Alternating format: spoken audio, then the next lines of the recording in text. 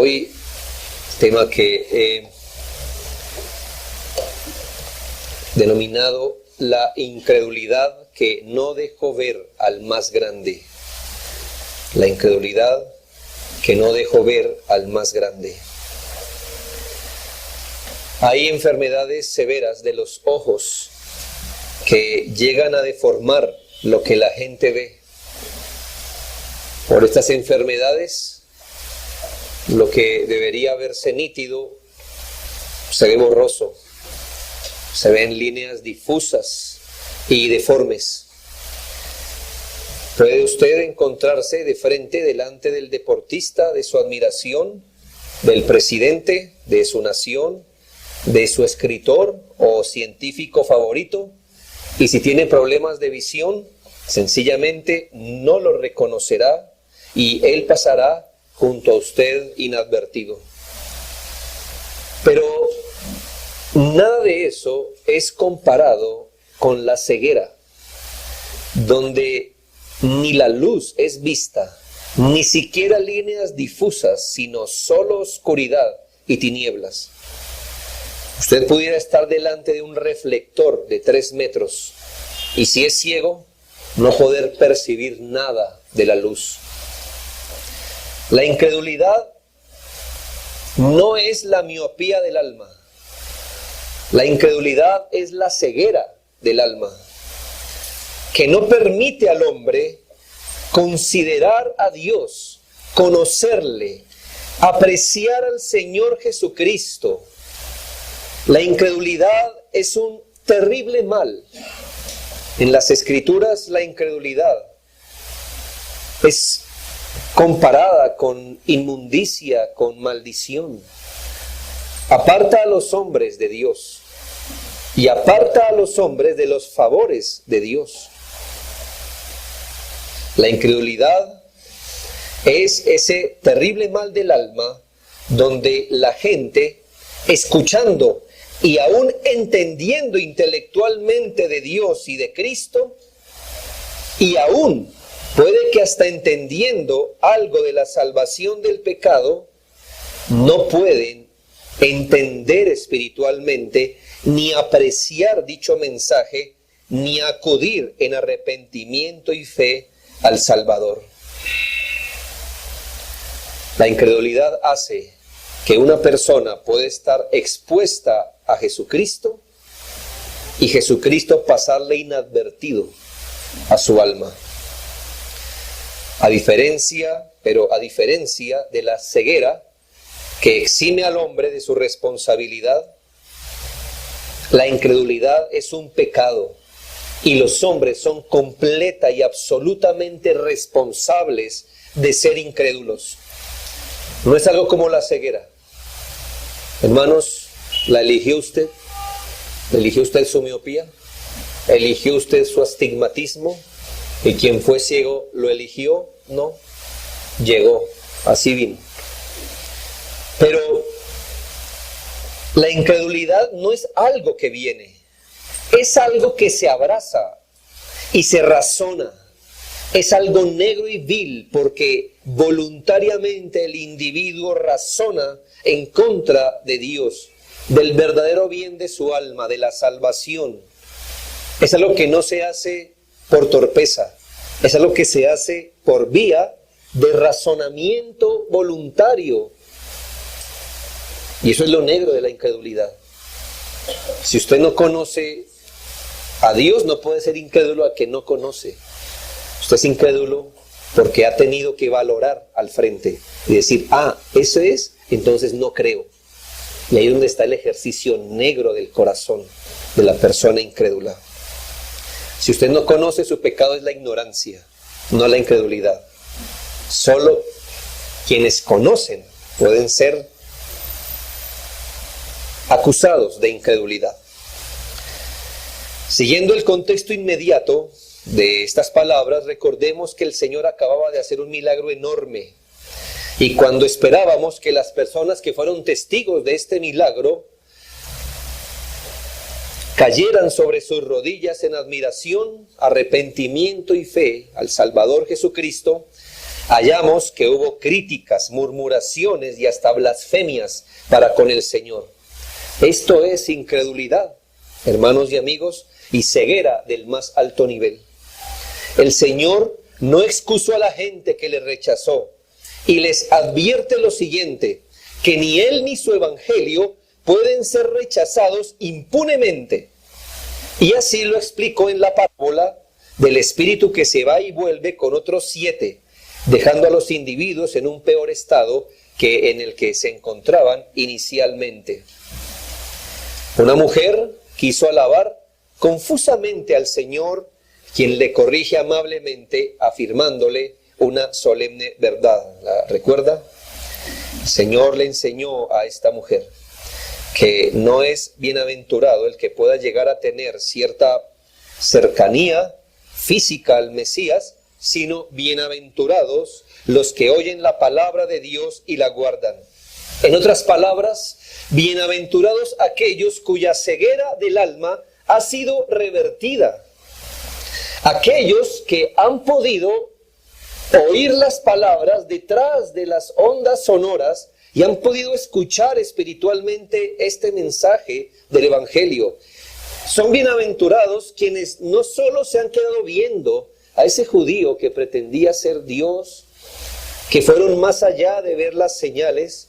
Bienaventurados aquellos que pudieron ver espiritualmente a Cristo, creer en Él, poner su confianza en Él, darle crédito a las palabras gloriosas del Evangelio. Son bienaventurados porque si hoy nosotros viéramos a alguien que antes fue ciego y hoy ve, y le dijéramos, bienaventurado usted, que después de ser ciego ve, ¿cómo no será bienaventurado el que antes ha tenido la peor ceguera del alma, que es la incredulidad, y hoy puede oír y hacer la voluntad de Dios? Pero aquí no acaba el discurso. El Señor afila una enorme exhortación a los judíos incrédulos de su tiempo, pero no solo a ellos, hermanos y amigos, sino a todos nosotros en ellos. Es decir, al reprender la incredulidad de ellos, en ellos estaba reprendiendo la incredulidad de todo aquel que puede estar, en este caso física, geográficamente cerca de Cristo, pero en nuestro caso poder escuchar a Cristo, poder escuchar de Él y aún permanecer en incredulidad, pese a las muchas oportunidades que ha tenido para proceder al arrepentimiento y a la fe. Así que en primera medida miremos la reprensión que se encuentra en los versículos 29 y 30. Aparentemente pasamos de un grupo que fue testigo de un milagro, ¿verdad? Según lo que entendemos, este pequeño grupo empezó a llenarse de más gente mediante se iba desarrollando toda esta trama. Lamentablemente, por las mismas palabras del Señor, ellos no se amontonaron para oír palabras de salvación, ni para acudir a Cristo arrepentidos, sino que eran curiosos de lo que estaba pasando. Nota el versículo 29 y 30. Y apiñándose las multitudes, el Señor comenzó a decir: esta generación es mala, demanda señal, pero señal no le será dada, sino la señal de Jonás. Porque así como Jonás fue señal a los ninivitas, también lo será el Hijo del Hombre a esta generación. Así que esta reprensión contiene dos elementos. Uno es una acusación directa. Una acusación directa que la encontramos en el versículo 29, primera parte. Y apiñándose las multitudes comenzó a decir: esta generación es mala. Bueno, como entre paréntesis podemos decir que note cuánto el Señor apreciaba tener seguidores al costo que diera. ¿Nota usted algo de eso en el Señor? No, mi intención es tener seguidores sea como sea. No, pues cuando primero lo acusan, se defiende, ¿no? Vindica su gloria. Pero aquí la gente empezó a reunirse en multitud. ¿Y cómo los recibe? Con Dios tiene un plan maravilloso para vuestras vidas. Yo creo que Dios tiene un plan maravilloso para nuestras vidas, pero no como nos lo enseñan hoy, ¿verdad? que dijo, los miró y les dijo, esta generación es mala. Esta gente aquí, malos. Y aquí hay un diagnóstico divino, hermanos y amigos, que es muy importante que lo entendamos, porque aunque lo hubiera escrito un apóstol inspirado por Dios, tiene peso. Pero aquí es el Señor Jesucristo, Dios Hijo, quien miró esta generación y le dio un diagnóstico. Esta hace parte de aquellas sentencias que en pocas palabras describen el estado del ser humano. El Señor habló de esta generación y nos preguntamos a qué se refería con esta generación. La palabra genea significa tanto esta clase de gente, esta familia o esta nación, puede ser así traducida, como esta categoría de personas específicas que tengo al frente, pero también puede llegar a significar este tiempo o periodo de tiempo. Es una palabra muy amplia, así que a veces es difícil saber si el Señor estaba diciendo, voy a colocar los sinónimos, estos judíos que me rechazan, o esta época en la que vine a revelar el Evangelio es así, o quizás este tiempo o este mundo, si así quiere verlo, y si el Señor tuvo en mente eso, tenía algo más amplio en mente, como diciéndonos, note algo, desde el Edén hay dos ríos que corren, la simiente de la fe y esta generación que es mala. Y yo estoy aquí como descendiente de los planes de Dios frente a esa descendencia mala. Esa generación es mala. Esta generación que ha venido corriendo desde el Edén, la descendencia de la serpiente, donde están los hombres que son contrarios a Dios, a los planes de Dios. Pero sea lo que sea que el Señor quiso decir, si fueran los judíos de su tiempo, esa época en especial, el mundo en sí mismo, el Señor dijo que era malo. El diagnóstico es, esta generación es mala. Es decir, todo el mundo incrédulo, el conjunto de individuos que hace parte de esa estructura mundana que se levanta tanto aparte de Dios como en su contra, y que tienen como característica, entre muchas cosas, su incredulidad. ¿Qué diagnóstico le dio el Señor a esa generación o época precisa o a esa estructura mundana? Que es mala, su carácter es malo, su calificación moral es ser mala. Juan 3:19 dice, y esta es la condenación, que la luz vino al mundo y los hombres amaron más las tinieblas que la luz, porque sus obras eran malas. Si hay algo que se puede decir de este mundo, no del planeta, sino de este mundo, el mundo entendido como esta generación de hombres que se levanta en contra de Dios, si algo se puede rezar o predicar del mundo, es que es de un carácter malo. Sus obras son malas.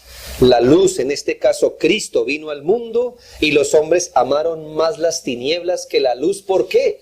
Porque esta generación es mala. Esta generación es mala.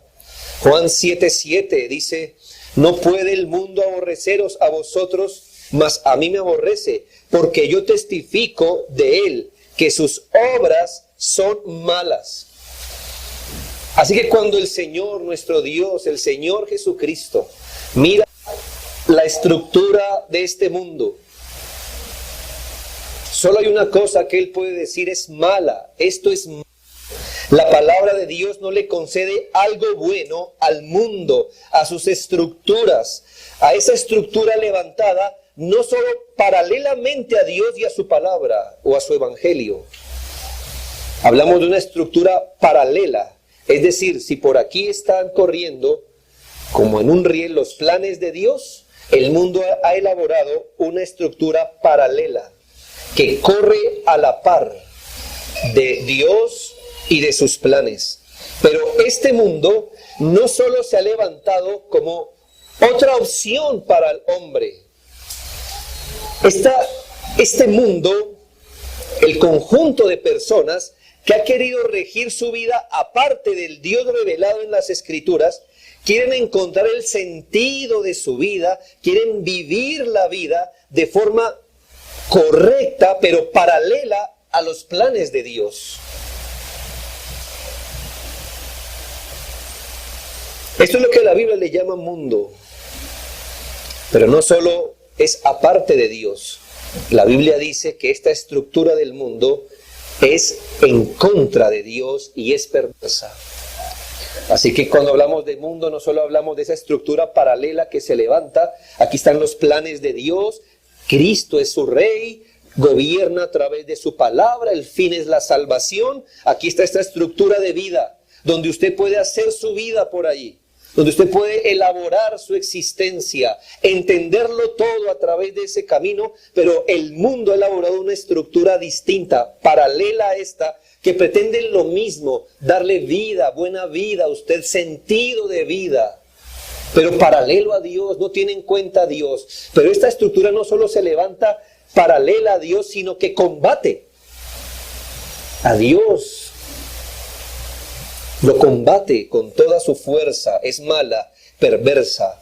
Pero si hay un factor común de esa estructura del mundo, es la incredulidad hacia el Señor Jesucristo. El Señor les acusó de ser una generación perversa, mala.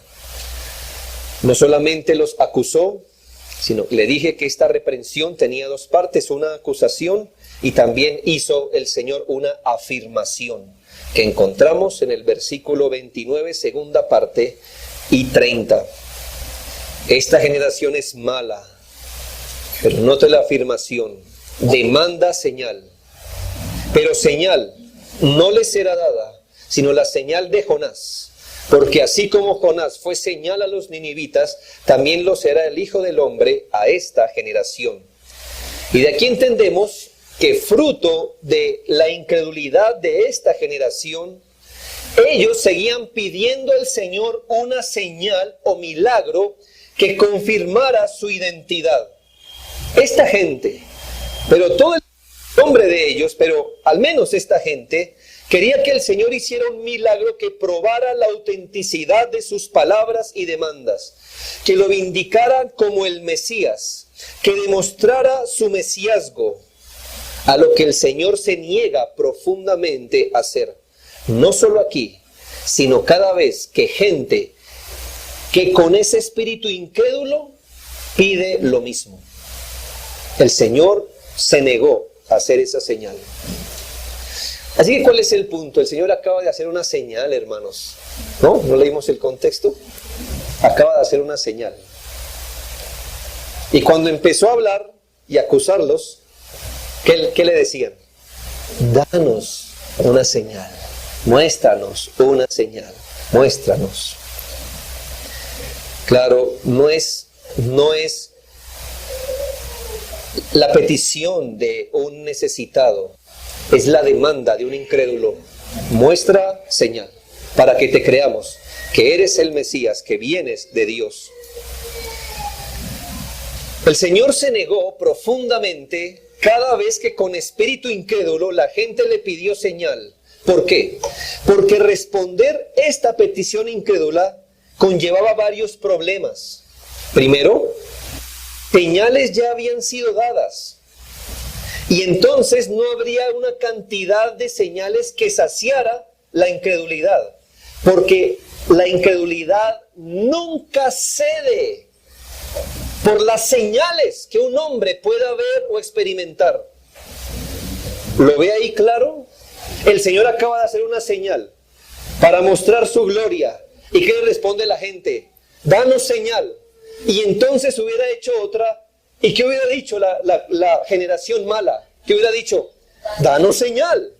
Y hubiera dado otra. ¿Y qué hubiera sido? Danos señal, porque la incredulidad jamás retrocede. Por las señales que usted experimente o que usted vea, la incredulidad solo se revierte con la fe, no por las señales.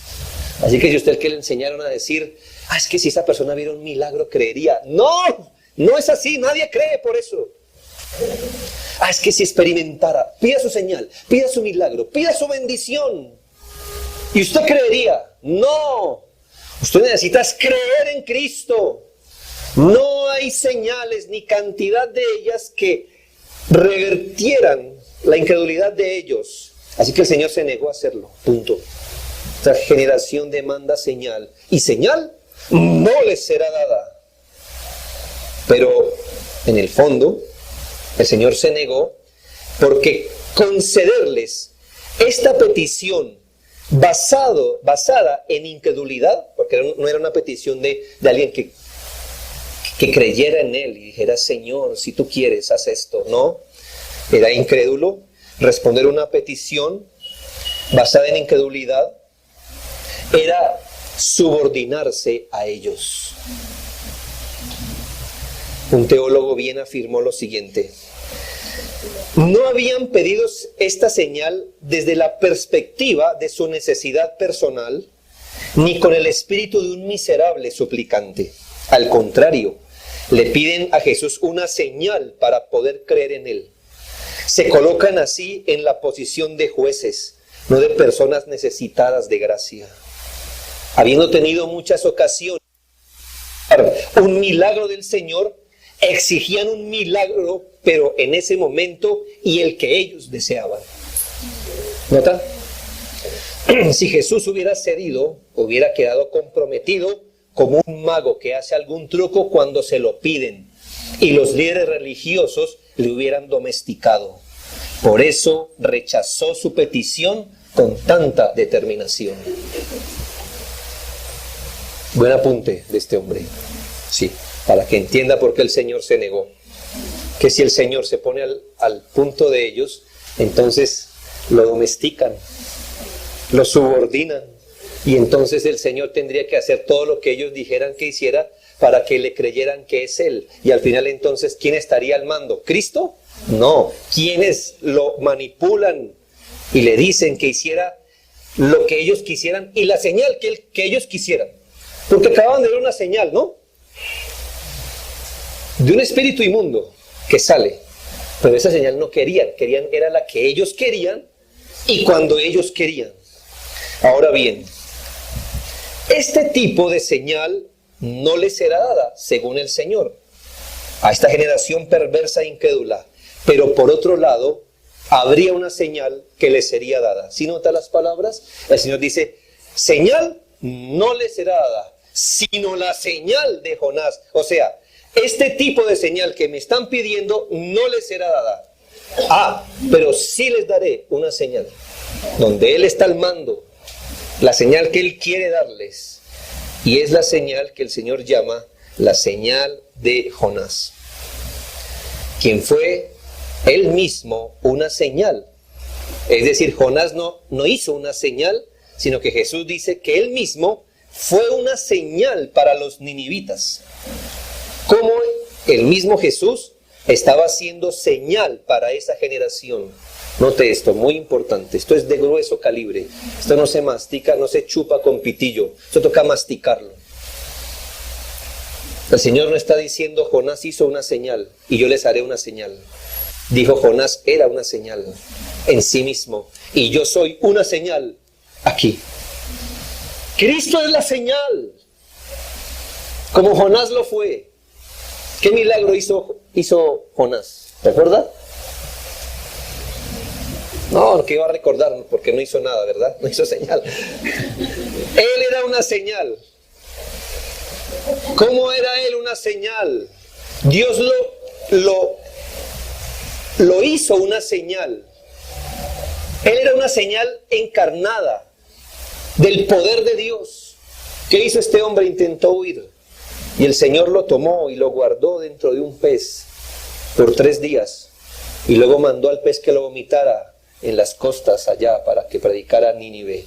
Y este hombre, no vamos a especular, pero este hombre con su apariencia, vomitado, recién vomitado de un pez, tiene que caminar por las calles de Nínive proclamando el arrepentimiento. Él mismo es una señal del poder de Dios, del amor de Dios para una generación que el Señor bien pudo haber dejado en su pecado y ajusticiar. ¿De qué forma Jonás fue una señal? Bueno, podemos entenderlo a la luz del pasaje paralelo en Mateo 12, 39 y 40. El Señor aclara en Mateo 12, 39 y 40, Él respondió y les dijo: la generación mala y adúltera demanda señal, pero señal no les será dada, sino la señal del profeta Jonás. Y escuche, porque como estuvo Jonás en el vientre del gran pez 3 días y 3 noches, así estará el Hijo del Hombre, haciendo referencia al mismo, en el corazón de la tierra 3 días y 3 noches. Así que así como Jonás no hizo una señal, pero fue una señal para los ninivitas, el Señor dice: y yo también seré una señal, pero esta es la señal, mi permanencia 3 días y 3 noches bajo la tierra, y obviamente está expresando su muerte. El Señor traza un paralelo preciso. El profeta fue tragado por un gran pez y vomitado en Nínive para clamar arrepentimiento, y esta señal debería ser suficiente para que los hombres de Nínive escucharan. ¿Por qué te deberíamos escuchar, Jonás? ¿Quién eres tú? ¿De dónde vienes? Soy Jonás, el profeta que intentó huir de Dios, y un pez lo tragó y me vomitó aquí, y estoy aquí. Mire sus credenciales. ¿Creería esta gente? ¿No es suficiente eso? Por supuesto, su propia vida debería ser suficiente para convencer a los habitantes de Nínive de su maldad. La gente, los de Nínive no dijeron: no le creemos, ¿verdad? ¿Y cómo es el estómago de un pez? A ver. No, ellos no cuestionaron. Dice la palabra de Dios que se arrepintieron. Y hubo salvación para Nínive, un pueblo gentil y además pagano. Si el Señor se compara, si hubiera una señal, un paralelo, algo parecido con Jonás, sería el de su muerte en sustitución, la del ofrecimiento de su vida, quedando bajo el poder de la muerte y de las tinieblas por 3 días para dar salvación a los que creen. ¿Qué señal no cree? ¿Qué señal? La señal iba mucho más allá de unas cuantas curaciones a otros. La señal iba más allá, hablando de su muerte, que vendría a vindicarlo como el Salvador del mundo, entiéndase, de gente de todo el mundo. Hablamos de una señal contradictoria para los intereses y la visión de la generación mala e incrédula que se rige por los deseos de la carne, los deseos de los ojos y la vanagloria de la vida. Es una señal contradictoria, es una señal que golpea, que da un puño a las expectativas de una generación mala.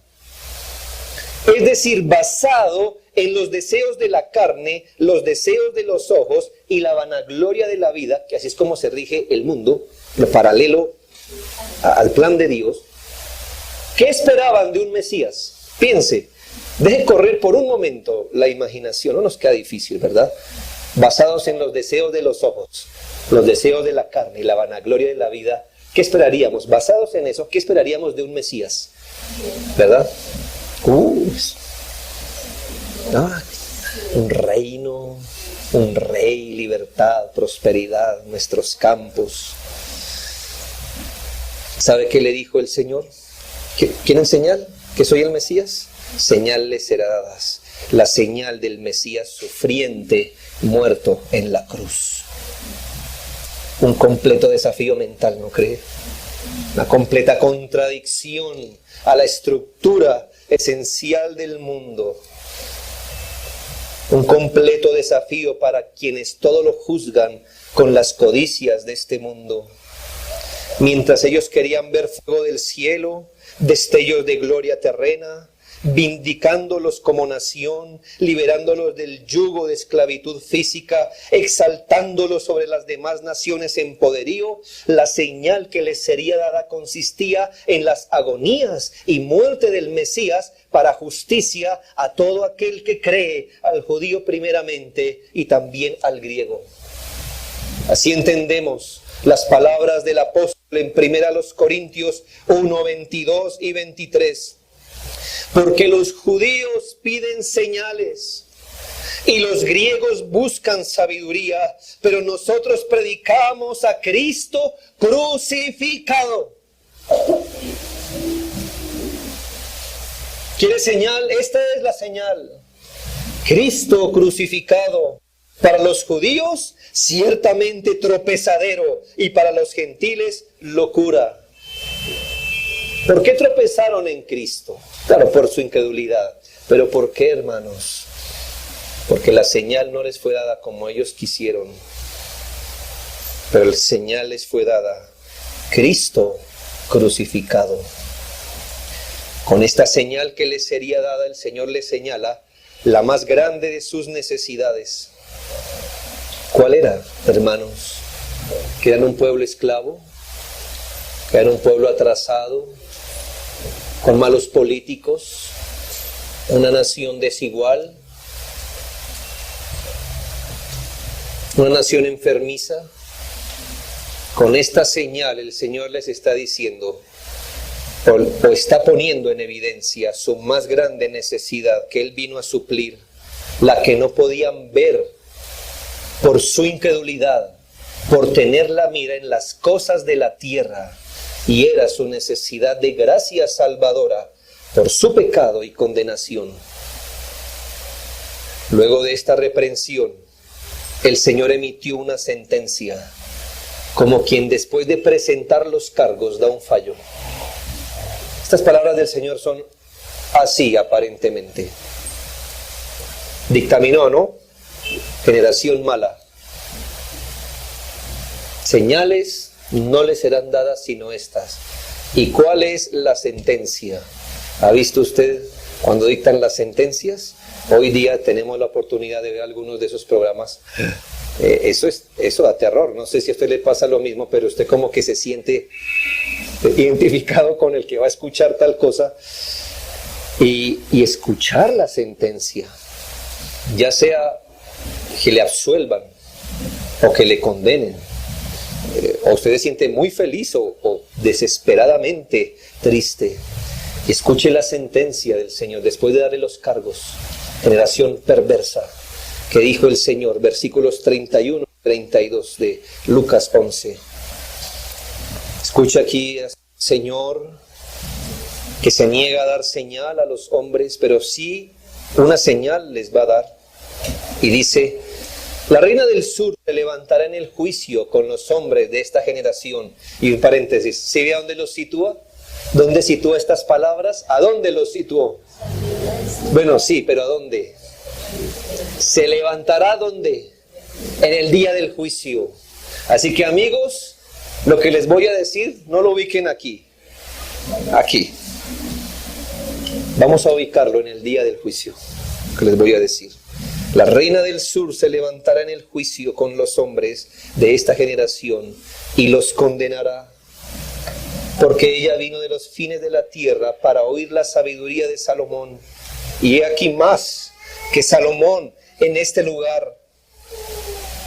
Los hombres de Nínive se levantarán en el juicio con esta generación y la condenarán, porque a la predicación de Jonás se arrepintieron. Y aquí más que Jonás en este lugar. Las palabras del Señor tienen lo que llamamos aquí un énfasis escatológico. Es decir, que sitúa sus palabras en la perspectiva de lo que acontecerá el último día, el día del gran juicio final, del juicio venidero, porque como dice 2 Corintios 5:10, porque es necesario que todos nosotros comparezcamos ante el tribunal pero no solo un tribunal, sino al tribunal de Cristo. Se llama tribunal de Cristo porque Cristo será quien va a juzgar para que cada uno reciba según lo que haya hecho mientras estaba en el cuerpo, sea bueno o sea malo. Romanos 14:10, segunda parte, dice: porque todos compareceremos ante el tribunal de Cristo. Ponga esto en su mente. Los judíos no lograban ver por su incredulidad que a quien habían ofendido, desafiado, blasfemado, a quien le pedían señal, era el mismo que los iba a llamar a su presencia el día del juicio venidero. Miren lo que los ojos no pueden ver y lo que los judíos de su tiempo no vieron. Es tan torpe como el criminal que está siendo condenado y mira al juez y le dice: ¿y quién es usted para condenarme?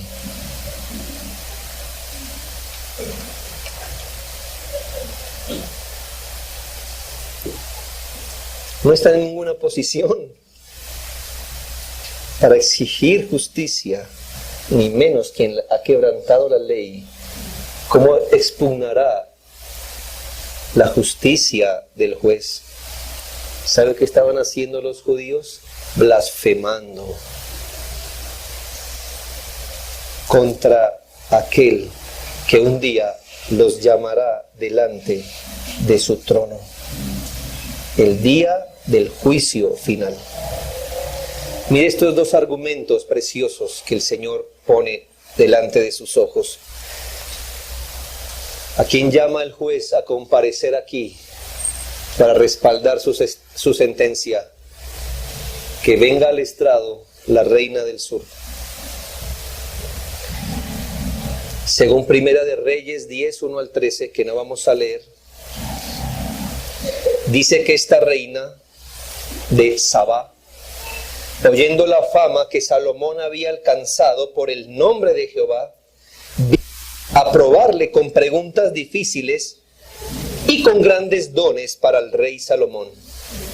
Dice la Biblia que Salomón le contestó todas sus preguntas, y cuando la reina vio toda la sabiduría de Salomón, que había edificado, la comida de su mesa, las habitaciones de sus oficiales, el estado y los vestidos aún de los que le servían, sus maestresalas y sus holocaustos que ofrecía diariamente en la casa de Jehová, se quedó asombrada y dijo: mis ojos han visto que ni aún se me dijo la mitad.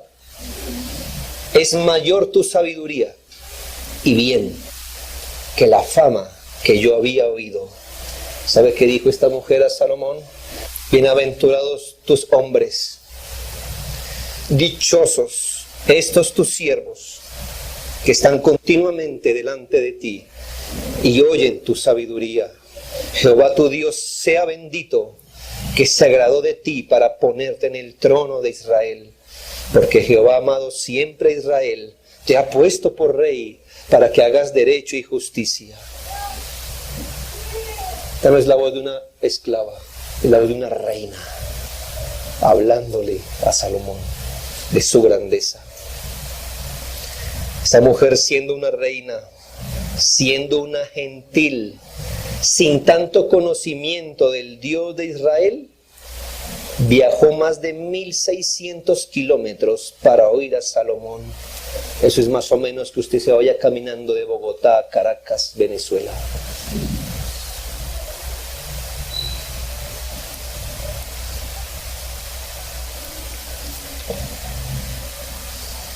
Uno mayor que Salomón estaba allí. Esa generación no recorrió kilómetros para ir a Cristo. Fue Cristo quien viajó miles de kilómetros, de años luz, viniendo de su trono a lo suyo. Él fue a buscarlos, habitó entre ellos. Esa generación lo vio nacer en su propia tierra. Tuvieron privilegios singulares de verle, tocarle, oírle. tener acceso directo a sus palabras, ver sus señales. Estaban bien empapados de la teología del Antiguo Testamento, y cuando la luz vino a ellos, le rechazaron, blasfemaron contra su Mesías, a quien no pudieron reconocer a causa de la peor ceguera que hay, y es la ceguera del alma, que es la incredulidad.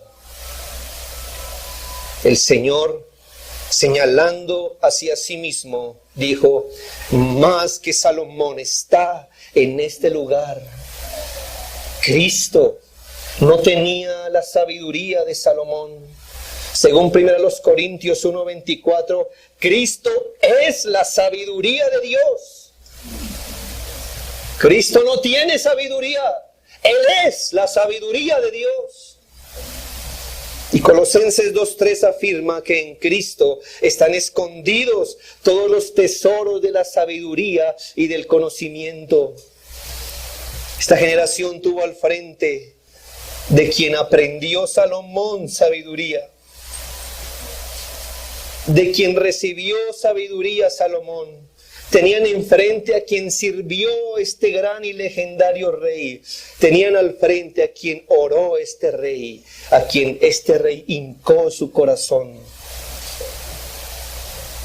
Esta generación tenía al frente a quien encendió el corazón del sabio rey, el que lo sostuvo en su trono. Y si escribió Eclesiastés después de su desvío, fue el que perdonó sus pecados. Más que Salomón estaba ahí. Y esta gente lo rechazó. Más que Salomón está aquí, es Jesús. Más que Salomón, el que se ofrece en el Evangelio, es Jesús, el Hijo de Dios. Esta reina se levantará en juicio junto con esa generación, y su actuar condenará a esa perversa y mala generación. La incredulidad es terrible. Segundo, que pasen al estrado, ¿quiénes? Los ninivitas. Versículo 32, los hombres de Nínive se levantarán en juicio con esta generación y la condenarán, porque a la predicación de Jonás se arrepintieron. Y he aquí más que Jonás en este lugar. La historia de Jonás es muy conocida. Los ninivitas eran hombres gentiles, y eso en el Antiguo Testamento significaba que Dios no tenía planes salvadores con usted, punto. Y además de ser gentiles, eran paganos, es decir, no estaban sin religión. Estaban con religión inventada, pagana, horrible. Jonás era un profeta difícil, ¿sabe? Y algo rebelde, como usted lo puede ver, que aún obedeciendo lo hizo a medias. Si usted lee detenidamente Jonás 3 y 4, dice que el Señor le dice: vaya camino de 3 días por Nínive anunciando. Lo que quiere decir que más o menos recorrer Nínive lo hacía usted en 3 días. Pero dice la Biblia que él solo recorrió un día. ¿Ve? Era cabezón, digámosle. Obstinado. O sea, un hombre rebelde, obedeciendo a medias. ¿Ah? Aún que cuando ve la misericordia que Dios derrama sobre Nínive, se molesta.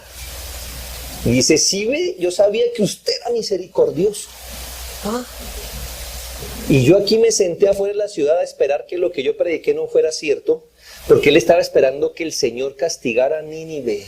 Imagínense, ese era el profeta que les fue mandado por Dios a predicarles la salvación y el arrepentimiento. Aún así los ninivitas se arrepintieron con tal predicador. Aún así los ninivitas se arrepintieron, y su arrepentimiento se nos describe como un arrepentimiento en silicio, ayuno, clamor y conversión de su maldad. ¿Qué le parece? Poquito, ¿verdad? No, ellos no dijeron: sí, hemos pecado, oremos, hagamos una oración de 1 hora. No, arrepentimiento, dolor, Cilicio. ¿Sabe qué era cilicio? Una prenda especial que se ponían entre su túnica y la piel, una especie de pelo que les chuzaba, era áspero, era duro, con el fin de que ni quietos ni moviéndose hallaran tranquilidad, sino que supieran que algo feo les estaba pasando. Ellos se arrepintieron en cilicio, en ayuno y clamor, y se convirtieron de su maldad. Pero esta generación mala tenían a Jesús, el Hijo del Hombre, sin pecado, venido de Dios mismo, fiel a su misión, insistentemente predicándoles la salvación, abriendo sus brazos de misericordia, no recorriendo un día, sino recorriendo todas sus ciudades, sus aldeas, entrando a sus sinagogas, haciendo muchas señales, proclamando el año agradable del Señor, vista a los ciegos, libertad a los oprimidos. Esta generación más adiestrada a entender la ley de Dios que los ninivitas, más entrenados a entender el ser de Dios, lo que venía de Dios, no se arrepintió, antes rechazaron y blasfemaron y luego mataron al autor de la vida. Los ninivitas, por su actuar, se levantarán el día del juicio final, acusando a esa generación perversa e incrédula. Alguien mayor que Jonás estaba entre ellos. Una predicación más fiel y extensa que la de Jonás retumbó en medio de ellos. No solo vino un profeta de Dios, sino el profeta que había sido profetizado desde Moisés. Profeta os levantaré entre ustedes. El profeta de Dios había venido.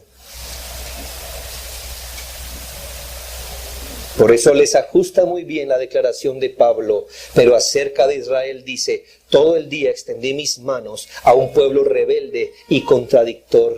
El mismo Señor Jesús lloró frente a Jerusalén diciendo: Jerusalén, Jerusalén, que matas a los profetas y apedreas a los que te son enviados. Cuántas veces quise juntar a tus hijos como la gallina junta a sus polluelos debajo de sus alas, y no quisiste. Hermanos, la incredulidad es la peor clase de ceguera del alma.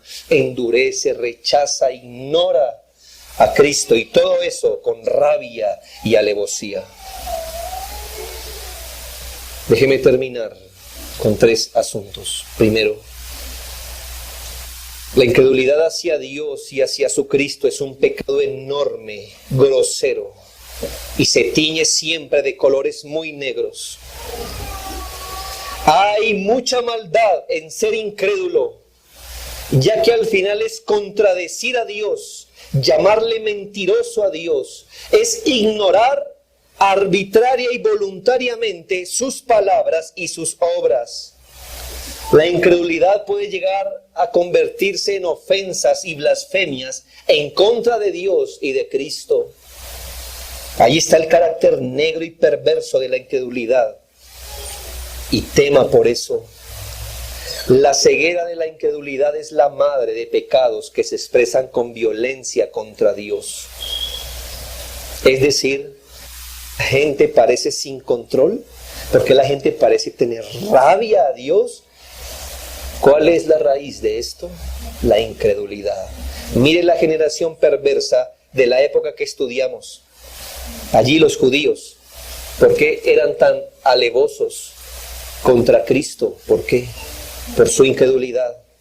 Ahora mire, hoy, la generación de hoy, ¿de dónde tanta inmoralidad? ¿De dónde tanta promoción de las perversiones? ¿Por qué se levanta esta generación llamándole malo a lo bueno y bueno a lo malo? ¿Por qué esta generación se goza en contradecir a Dios y burlarse de Él abiertamente, expresamente? ¿Cuál es la raíz? ¿Cuál es la raíz? La cultura que nos tocó vivir, que vivimos en un país del tercer mundo, nuestras posibilidades económicas, que si tuviéramos más plata, mejores políticos, seríamos una mejor sociedad. No, la incredulidad está allí como la raíz de todo.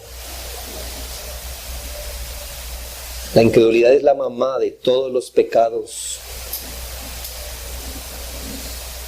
Y visto así, hermanos, ¿no deberíamos agradecer a Dios profundamente el don de la fe?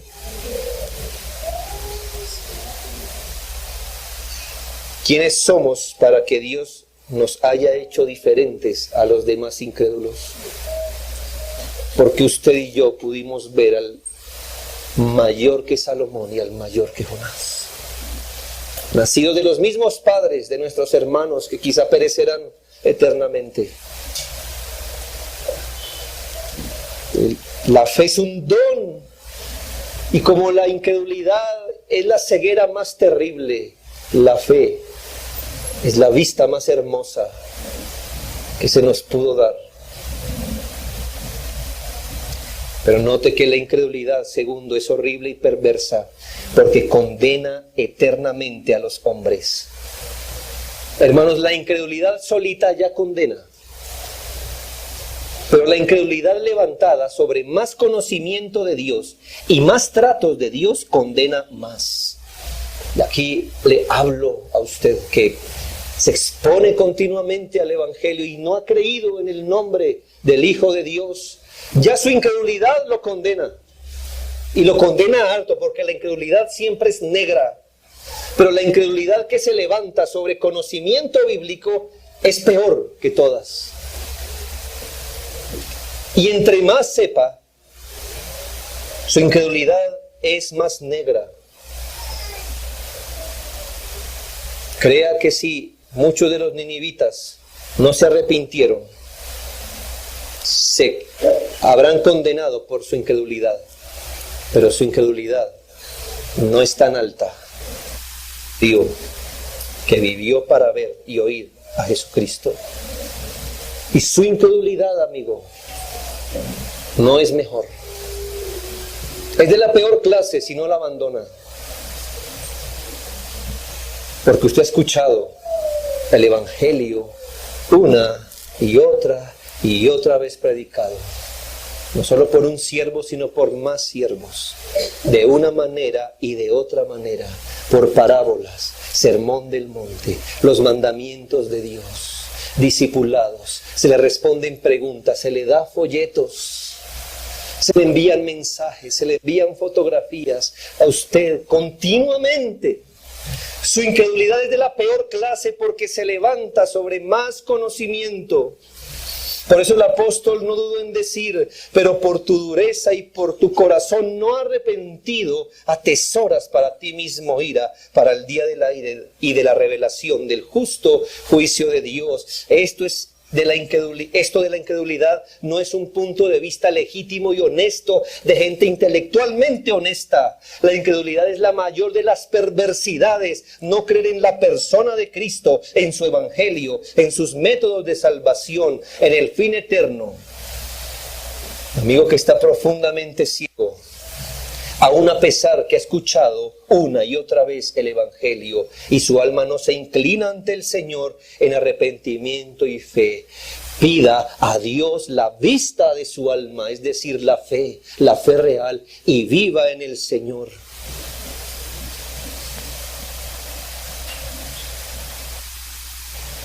Pida la convicción de sus pecados para que no se condene justamente por este gran pecado.